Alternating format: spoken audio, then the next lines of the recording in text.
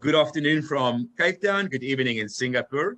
Eric, thank you very much for joining us today. You are CEO of Greenview, and I know you've placed a lot of focus on the issue of biodiversity. This is part of a conversation series for World Travel Market and World Tourism Forum Lucerne, where we focus on biodiversity and tourism.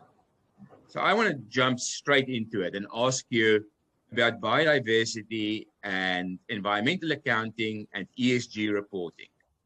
How far are we from having biodiversity as mainstream in ESG reporting?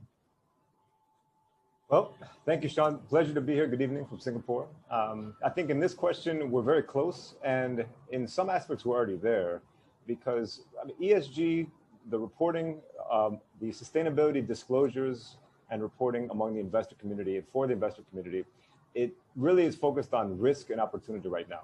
And so what they're looking at is, what are your risks as a business, and what potential sort of impacts you causing that then generate risk in turn.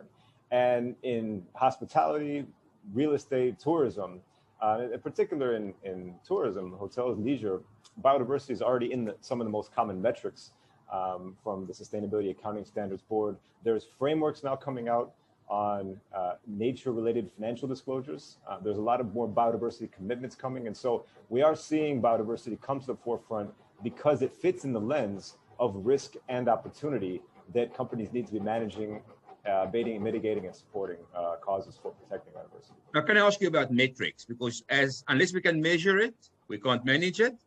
When it's climate change and carbon, we can talk about tons of carbon.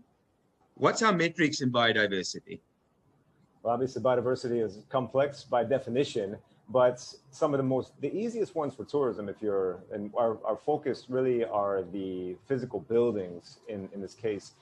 The two metrics that are common are, for example, do you have properties or assets located within or within proximity to protected areas, IUCN protected areas? What percentage of your portfolio is that? Second is also among species. Do you have proximity to red list species from IUCN, for example? So those are two metrics that investors actually use. These are metrics that the companies are disclosing that show how they have a relationship on that side. And then the other one is the indirect, which I think is the bigger opportunity and the bigger gap really is on supply chain.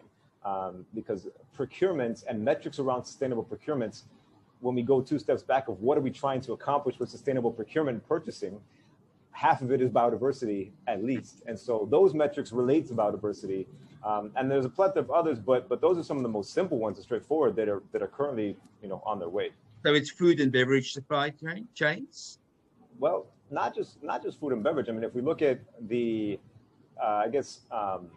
where things come from, if we're talking food and beverage, that's a straightforward, everybody understands. There's downstream aspects of food and beverage that people don't necessarily understand as much. For example, beef, right? So why is it important to eat less beef? Because there is deforestation involved in cattle farming. Deforestation, biodiversity loss. There's deforestation involved in growing soy crops to feed the cattle, which is further biodiversity loss. So there's these kind of aspects that come in for F&B, but more importantly for the industry also, it's the we call the furniture, fixtures, and equipment, FF&E. Where are you getting your wood from? Where are you getting the wood for your beds from? Where is that wood coming from forests? I mean, the biggest forest commodities, look at cattle, timber, but also soy, rubber is a big one, and finally palm oil. And so palm oil is a very common ingredient in soap. And so look under the hood. If you're a hotel, where is your soap coming from? What is it made of? So it's those kind of aspects of it. So let's turn to the hotel industry. You mentioned hotels. Do they get it? Are they taking it seriously? Are we seeing small pockets of excellence? Or do you think it's going to be mainstream within a year or two? I think in terms of tourism, understanding its direct relationship, it's pretty clear and inherent, because for leisure travel or MICE or others where the primary purpose is to enjoy the natural and cultural heritage of a destination, it's straightforward. We need to protect the beach. We need, that's what people are coming for this heritage site. Where it needs a little bit more work is understanding how biodiversity is impacted in building and operations upstream and downstream, right? So companies are getting it where they clearly know that we have to protect the environment. but the 2-degree relationships are not really thought of in that context. And you have issues like algal blooms, red tide. That's a biodiversity issue, but it's not put in the biodiversity context so much. And that's a clear risk that you might have reduced ability to enjoy the attractions tourists are trying to go to because of these kind of effects on biodiversity. And then finally is going back to the supply chain issue, is where the industry, travel industry, can take a deeper look. And that's really the thing that plastic started, food waste, seafood, some of the bigger hot button items right now in tourism, travel, hotel operations, is this concept and thought process of, yeah, wait, where did this come from and where is it going? And that's what I love about it, because that mindset, it continues and it percolates. And so as you get into supply chain and more awareness comes, we look downstream and we look upstream and we see that there are impacts to biodiversity. As mentioned, the big forest commodities that are responsible for deforestation, which is the #2 contributor to climate change. That's where companies need to recognize their impact a little more and make purchasing decisions accordingly, and then relate that to strategy toward biodiversity on various levels of risk and impact. So in the travel and tourism industry, there's some players in the supply chain and value chain that's taking a leadership role beyond compliance by doing it for the right reasons and not because regulators force them to do it. Where do you see these green shoots? Well, to be honest, I see them where it directly impacts the guest experience. And so protection, regeneration of coral reefs, because the guest is coming for the coral reef. Protection of species, of habitats, we're seeing that. And we see lessons learned also from the over-tourism. Of course, that was this is a biodiversity issue.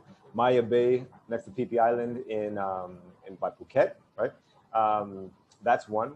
And if you just look at the biodiversity of the species, the increase of species from closing that down, there's a realization that, yes, we need to manage this better because our tourism products and resources are going to be better. So there's those, and you see in other places where they have a need to build reefs, and you see properties and hotels and sort of attractions or theming that is very based on that. And so they put conservation at the heart of what they're doing, and they put conservation as part of the guest experience. So we see that in pockets all over the place, but that's difficult to relate then to the mainstream, business of travel, which one, it might not be tourism, and two, it might be to an urban location where natural heritage is not necessarily the guest experience or reason for traveling. It's also up to every one of us in the travel choices we make, in the destinations we choose, changing traveler behavior. Yeah, that's true. But again, there's just so much, and there's education about sort of being a responsible traveler. Issues of illegal wildlife trade and the role that tourism needs to play in helping combat that. That's a biodiversity issue, right? Because that's about species and ecosystems. Issues around forest conservation and forest protection. There's a lot of that going on, but sometimes it's only viewed in the light of carbon sequestration or carbon protection or those kind of things for offsetting. But really, if you're protecting habitats and you're protecting forests, you're protecting biodiversity. And so there's again, biodiversity, there's so many intertwining pieces to the relationship that companies need to now examine a little more in the lens of biodiversity. And I think that's where climate, as you mentioned, a lot of talk is on climate. What happened was really looking at the climate change lens of everything, and everything looked in the climate lens. And that's working now. Clearly, investors get it. Everybody gets it. There's a climate change lens. But the biodiversity lens is that next step.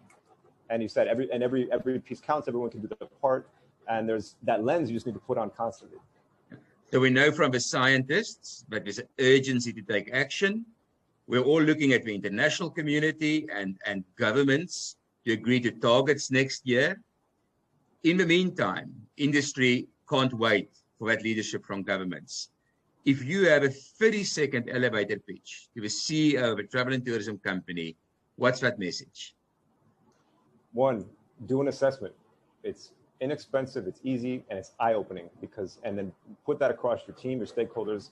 They might not know the wonderful protected areas and species that are, in your community or in your operations. Two, supply chain.